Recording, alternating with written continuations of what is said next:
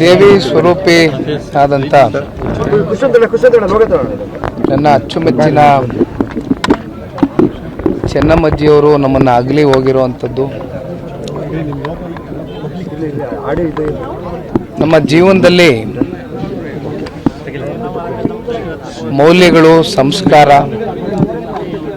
ಜೀವನದ ಪಾಠವನ್ನು ಪ್ರತಿ ಹೆಜ್ಜೆ ಹೆಜ್ಜೆಯಲ್ಲೂ ಕೂಡ ಚಿಕ್ಕ ವಯಸ್ಸಿನಿಂದನೂ ಕೂಡ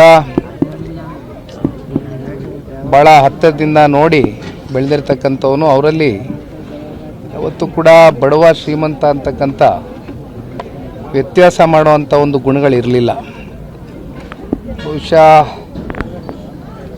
ಅವರು ಅಗಲಿ ಹೋದ ನಂತರ ಕಳೆದ ಒಂದು 2-3 ದಿನಗಳಿಂದ ನಾವೇನು ಚೆನ್ನಮ್ಮಜ್ಜಿಯವರ ಅವರನ್ನು ಪ್ರೀತಿಸ್ತಕ್ಕಂಥ ಒಂದು ದೊಡ್ಡ ವರ್ಗ ಇಡೀ ರಾಜ್ಯದಲ್ಲಿ ಇವತ್ತು ನಾವೇನು ಕಾಣ್ತಾ ಇದ್ದೇವೆ.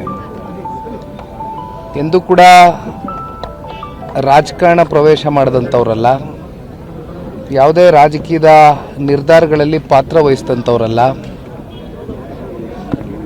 ಅಥವಾ ಯಾವುದೇ ಚುನಾವಣೆ ನಿಂತು ಚುನಾಯಿತಿ ಪ್ರತಿನಿಧಿ ಆದಂಥವರು ಅಲ್ಲ.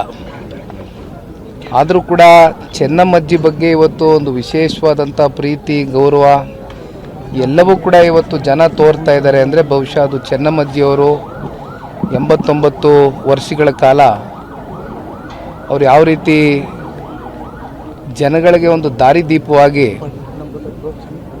ಯಾರು ಕೂಡ ಅವ್ರನ್ನ ಭೇಟಿ ಮಾಡಿದಂಥ ಸಂದರ್ಭದಲ್ಲಿ ಅವ್ರು ನಡ್ಕೊಳ್ತಾ ಇದ್ದಂಥ ಒಂದು ರೀತಿ, ನಿಮಗೆ ಪರಿಚಯ ಇಲ್ಲದೆ ಹೋದರೂ ಕೂಡ ಮನೆಗೆ ಬಂದಂಥವ್ರನ್ನ ಯಾವ ರೀತಿ ನಡೆಸ್ಕೊಳ್ತಾ ಇದ್ರು, ಮಾತಾಡಿಸ್ತಾ ಇದ್ರು ಅಂತಕ್ಕಂಥದ್ದು ಪ್ರತಿಯೊಬ್ಬರ ಹೃದಯದಲ್ಲೂ ಒಂದು ಛಾಪನ್ನು ಮೂಡಿಸಿ ಹೋಗಿದ್ದಾರೆ. 72 ವರ್ಷಗಳ ಸುದೀರ್ಘ ಪಯಣ ಸನ್ಮಾನ್ಯ ದೇವೇಗೌಡರು ಸಾಹೇಬರು ಹಾಗೂ ಚೆನ್ನಮ್ಮಜ್ಜಿಯವರ ಒಂದು ದಾಂಪತ್ಯ ಜೀವನ ಬಹುಶಃ ಮುಂದಿನ ಪೀಳಿಗೆಗೆ ಇದು ಒಂದು ದಾರಿದೀಪವಾಗಬೇಕು ಅಂತಕ್ಕಂಥದ್ದು ನಮ್ಮೆಲ್ಲರ ಅಭಿಪ್ರಾಯ. ಕೇವಲ ಸುಖದಲ್ಲಷ್ಟೇ ಅಲ್ಲ, ಅತ್ಯಂತ ಕಠಿಣವಾದಂಥ ದಿನಗಳಲ್ಲಿ, ಕಷ್ಟಕಾಲದಲ್ಲಿ ದೇವೇಗೌಡರು ಸಾಹೇಬರು ಹೆಚ್ಚು ಅಧಿಕಾರವನ್ನು ಅನುಭವಿಸಿದಂಥವರಲ್ಲ.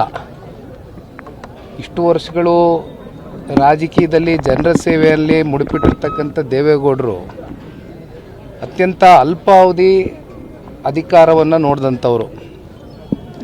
ಅವರು ಬೆಳಿಬೇಕಾದಂಥ ದಿನಗಳಲ್ಲಿ ಭಾಳ ಚಿಕ್ಕ ವಯಸ್ಸಲ್ಲಿ ಮದುವೆ ಆದಂಥವ್ರು ಇಬ್ಬರು ಕೂಡ.